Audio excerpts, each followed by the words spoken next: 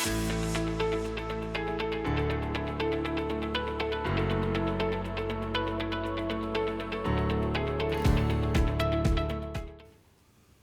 everyone.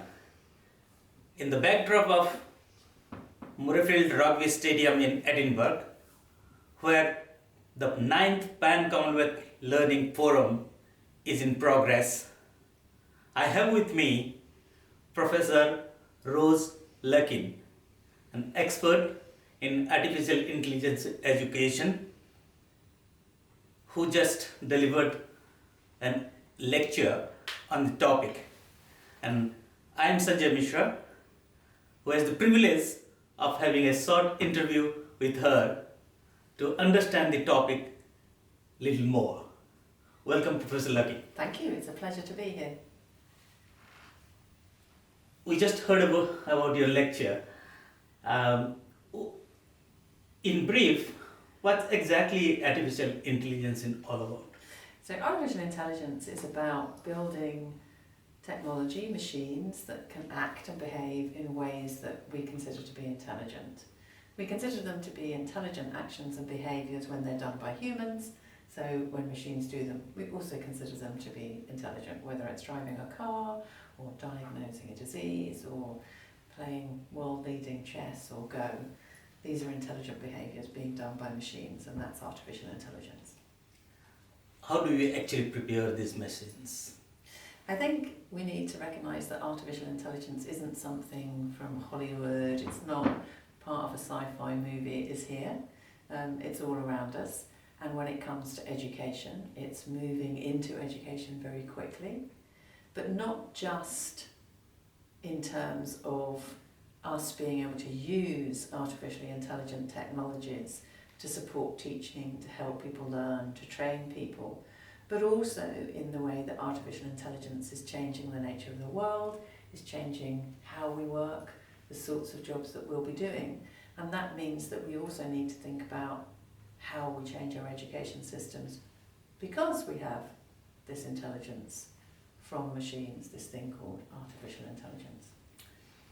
AI as a subject has been there for quite some time now. Yes. Why is it so popular or on demand now? I think it's a really interesting question. I first started studying artificial intelligence way back at the end of the 80s, and at that time you were almost embarrassed to say, oh, I'm studying artificial intelligence, because it was, oh, what's that? That's not going to get anywhere.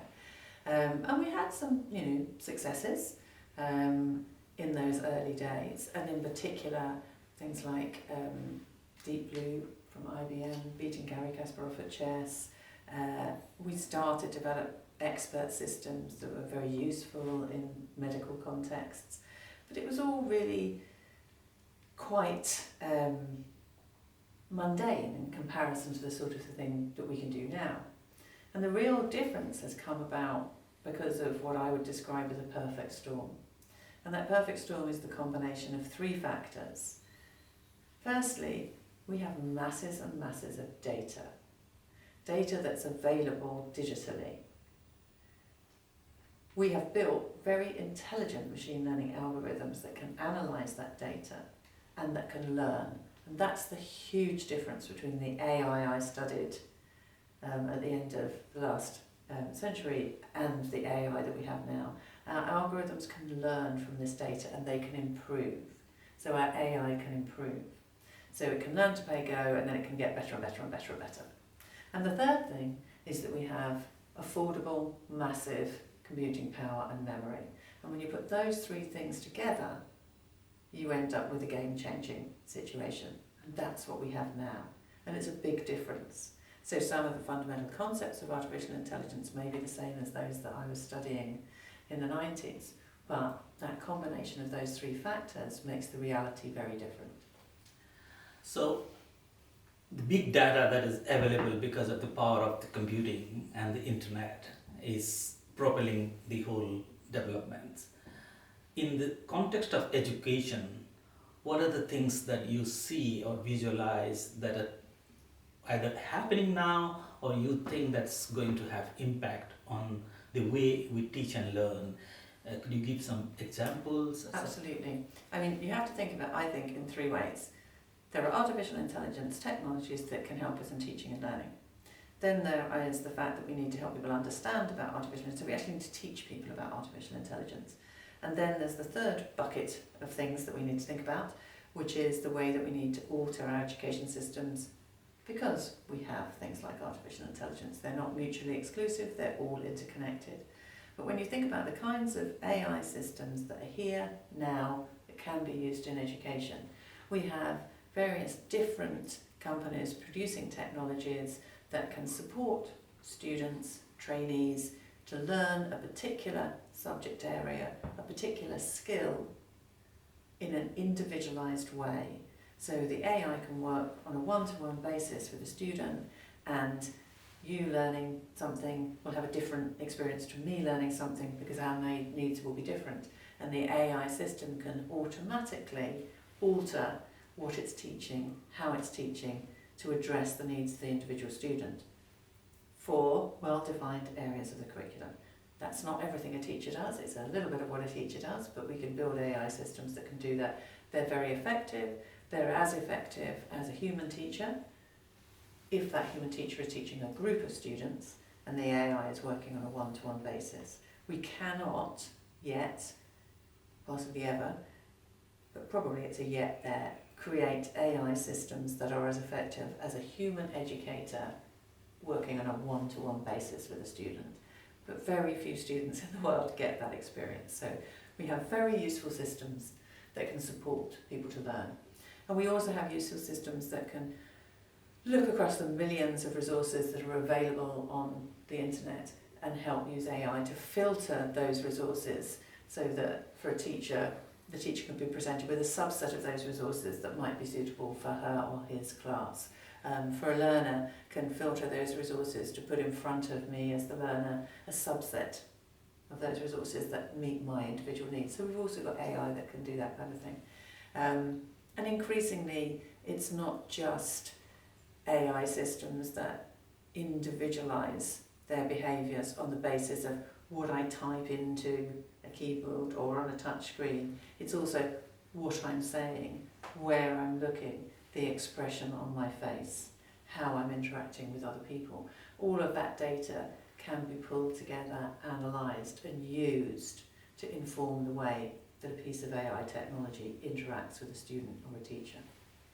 So the important thing that's propelling is the multivariate data sources that comes from different angles. Absolutely. And then those data sets are triangulated to make judgments. Couldn't have said it better myself. which allows for helping the machine to help the learner Absolutely. to learn better.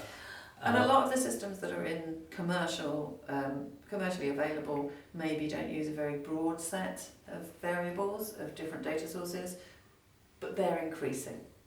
So every month a new system comes on the market that will take into account maybe facial recognition or eye tracking as well as how I'm talking or what I'm typing into the system. Oh, as an educational technologist, I have gone through the program instruction to now AI in education, and we just have seen examples of intelligent textbooks. Can you throw some lights on this? I think intelligent textbooks are an interesting stage in our evolution, in our technology evolution. I think intelligent textbooks can be useful. If I think of something like the Alex system that sits behind some of the McGraw-Hill products that I would call intelligent textbooks, they're very good at giving each student a different experience of the textbook, helping to engage that student with material that they need to learn and then reminding them about it, all informed by, you know, a very nice algorithm that tries to time those reminders appropriately for when that student's likely to be forgetting the material. So I think there's certainly a place for intelligent textbooks, and it's a textbook, something we understand. So it's a way of using AI in a technology we already understand, but I'd see it very much as a step along the way. It's a stepping stone to the next generation of AI systems in education. You mentioned about how teacher and student can filter information which are relevant to their own learning context. That reminds me of some of the work that I do in open educational resources. And building OER is something very difficult. I think using AI for open educational resources, is it possible for us to develop content quickly by sourcing different materials from different sources, Yes. different licenses? It is, but doing that to produce very high quality collations is not straightforward. I mean, there are companies who are doing that and with mixed success. A company in the US who I met a couple of years ago who were really had some very smart AI under the hood of their system, trying to collate resources and build new resources from those resources, actually moved out of K-12 education to go into commercial training because they found it too difficult to do that in K-12 education. And I think that says a lot about how difficult it is, how complex it is. So yes, we can do it, and we're getting better at it, but it's not easy. In a sense, we can tell that AI is still evolving. Absolutely. And we are all learning in the process. We are, and one of the biggest problems is that most of the people, not all of them, but most of the people who are developing the AI systems don't actually understand anything about teaching and learning. They're not educators. There are technology developers who do, and there are technology developers who don't, but who know they don't, and therefore work with people who do. But actually, in the main, there's not a heck of a lot of understanding of teaching and learning in the AI development community. What is the current state of teacher training in this area? That is a really good question. Not good. There are not very many parts of the world where, as a standard part of teacher training, you have teachers being trained to use artificial intelligence technologies, or indeed to understand anything about what artificial intelligence is. And I think that's a capacity issue as much as anything. We don't have enough teachers in the world as it is, and now we need to train them in a different way, and the training hasn't really caught up with that need. There are parts of the world, Singapore for example, where there's a big push to improve teacher training around the use of educational technologies, including artificial intelligence. There are efforts being made, but we are rather behind. I think one of the biggest challenges for AI in education is always the human challenge. It's not really the technology challenge, it's always the human challenge. And I think capacity building in educators, everywhere I go, across the world, if I speak to policymakers about educational technology in general, invariably one of their key challenges is capacity building within educators. And if we're still in that situation now, when we've had educational technologies for decades, then we're definitely in that situation now with respect to AI, and it's not changing quickly enough. Can we flip the system and use AI to train huge number of teachers? Because that's the major challenge we are facing, lack of trained teachers. Absolutely. And how can we do that? We can, and I think there's really interesting ways of tackling that. One particular project that we're working on at the moment is in collaboration with a company who provides one-to-one tutoring, where you have a tutor in one country, a student in another country, and they interact through audio, not video, audio and a shared workspace. And what we've been starting to work with that company is to semi-automate the evaluation of the quality of that tutorial interaction, and then to use that data to individualise the training that tutor receives to improve the way that they tutor the student. Now that's a very specific example, but it's a very interesting approach, because you're using real data to automatically individualise the training that the tutor subsequently receives. And I think there's lots of possibilities for taking teaching interactions. I was going to say in-class interaction, but I don't want to give the impression it's just about schools.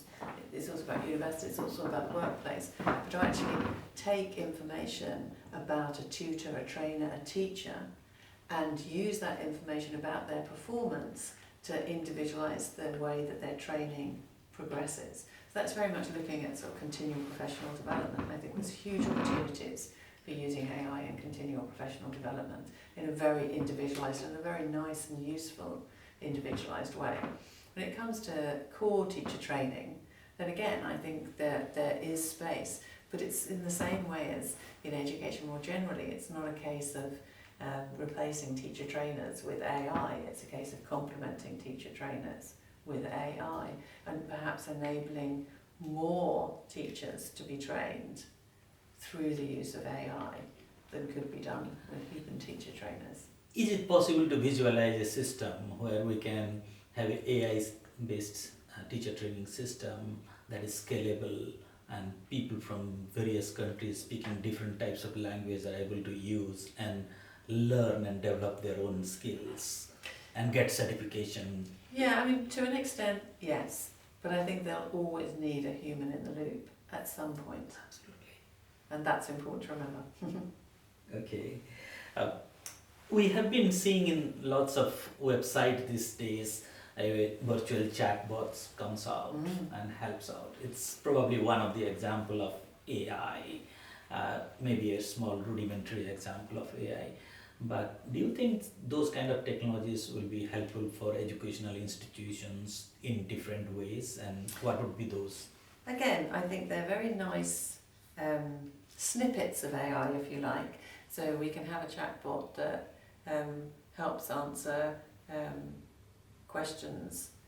You know, this is happening already in several universities for undergraduates. So frequently asked questions, if you like, can be done with a chatbot, and it's a bit more of an engaging interaction with the chatbot. The chatbot learns as it interacts with the students. It gets better and better and better at asking the kinds of questions that students ask. And that's a very useful way of using chatbots. And I think there are other examples where chatbots can be helpful. You know, there's a study in the US where the students actually really didn't realise that one of their online tutors was a chatbot. They didn't realise, and the story is that one of the students asked the chatbot out on a date because they hadn't realised it wasn't a human. But I don't know to the extent to which we'll really get chatbots that can pass the Turing test, so to speak, and students will believe that they're human. But they certainly can perform a very useful role in that kind of snippets, just-in-time information kind of a way. Yeah, interesting and useful. Yeah, most of the teachers are very much concerned about student privacy, ethical use of these grades and other things in their educational settings, and it's true concern for all of us. With the AI in education, do you see anything more challenging than what we have been doing, or how AI is going to have impact on privacy and ethics? Definitely, I think it's the biggest challenge actually is with respect to ethics. There's so much potential for AI to be used beneficially in education, and in particular to help disadvantaged learners, to help learners who currently don't receive education receive some education, to help give students who are struggling the kind of individualised instruction that they just can't get at the moment. So there's huge possibilities for benefit, but I'm afraid there's also enormous possibilities for harm. Whenever you've got personal data, and it has to be personal if you're going to individualise some tutoring for a student, the data you have about them is personal, it's about their performance. And it might be about a lot more than that. It might be about their facial expression, it might be about lots of things. We really have to be careful about how that data is stored, how it's used, who has access to it, what the results of the processing of that data are and how those results are used with that student. So there's an enormous imperative for all of us to be putting ethics at the front of the conversation when it comes to AI, because I think if we don't, we risk losing the benefits, because something horrible will happen. Because unfortunately the truth of the world is that there's always somebody out there who wants to do harm, and unfortunately there are technologies that enable them to do that. And I think before something unpleasant happens, we need to have put in place the kind of regulatory framework, the sorts of principles, guidelines for the design and use of AI, but also importantly, we've put in place the education to help people understand enough about AI to protect themselves, because the regulation will never keep up. It's just not possible. So yes, we need good regulation, but we also need an educated population who understand that they need to use AI technologies with caution if they're really going to get the benefit from them. I want people to use it, but I want people to use it judiciously. Is there anyone, any institution, any organization, international agency currently working on this area to educate people, prepare guides and guidelines and regulation to help governments? There's lots of initiatives around the world that are looking at AI and data in terms of ethics, so data and ethics, AI and ethics. But the only organisation that I know of is the one that we founded here in the UK, the Institute for Ethical AI and Education, that's actually looking specifically and only at education. And that's because we think education is a special case and it needs to be treated as such. It's too important for it not to be treated as a special case. But there are organisations like the IEEE in the US that are looking generally, but also have committees who are looking at education and AI. So increasingly people are recognising the need to focus on ethics when it comes to educational uses of AI. A lot to do. So thank you very much for talking to us at the PCF. On behalf of the Commonwealth of Learning, I would like to thank you very much for this wonderful talk. No, it's nice to be here. Thank you.